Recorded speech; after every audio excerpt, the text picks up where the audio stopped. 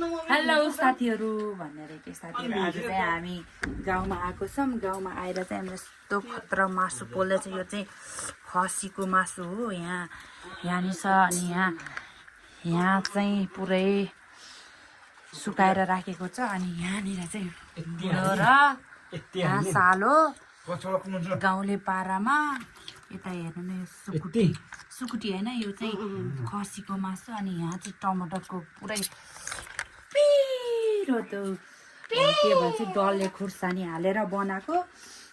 म त खान्नु, तर यिनीहरूले बनाइदिनु पऱ्यो नि अलिअलि। यस्तो बनाइदिनु पऱ्यो नि, आफू नखाए पनि के गर्ने अब। बुढोको मायालाई हाल्छ ल खाऊ। यिनीहरूलाई बनाइदिनु पऱ्यो, यिनीहरूले खान्छन्।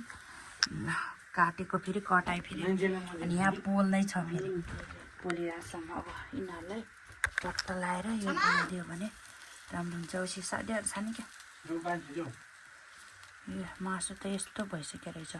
यो पाकेको कि नपाकेको हो, पाकेको कि नपाकेको हो मासु। फेरि म चिन्दै, आफूले मासु खाने होइन, चिन्दिनँ पाकेको हो कि नपाकेको हो। यस्तो छ, गाह्रो छ पोल्ने मान्छेलाई। अर्को साले पनि आयो यहाँ गाउँले स्टाइलमा पुरै टक्क लाएर। कस्तो छ खानु त, खानु त, खाऊ न भाइ।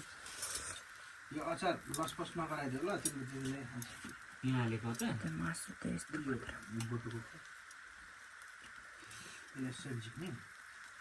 ल खानु त एउटा, ल खानु ल, ल खानु त, ल भाइ खाऊ त एउटा, यता देखाएर।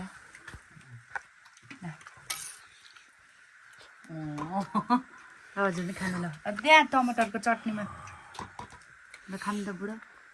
यो चाहिँ खसीको मासु हो, खाँदैन।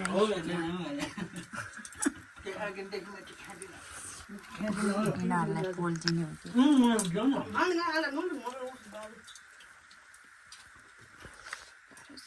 तर गाउँमा चाहिँ एकदमै शीतल छ, एकदमै शीतल छ। अनि उसु पनि लगाइरहेको छ, बर्खाको टाइम छ नि त। नि त्यही भएर मम्मीले चाहिँ यहाँ आफ्नो के भन्छ, आफ्नो भान्जो आयो भनेर यहाँ चाहिँ खसी काटेर राखिदिनु भइरहेछ नि। यहाँ पोलेर खाइरहेछ।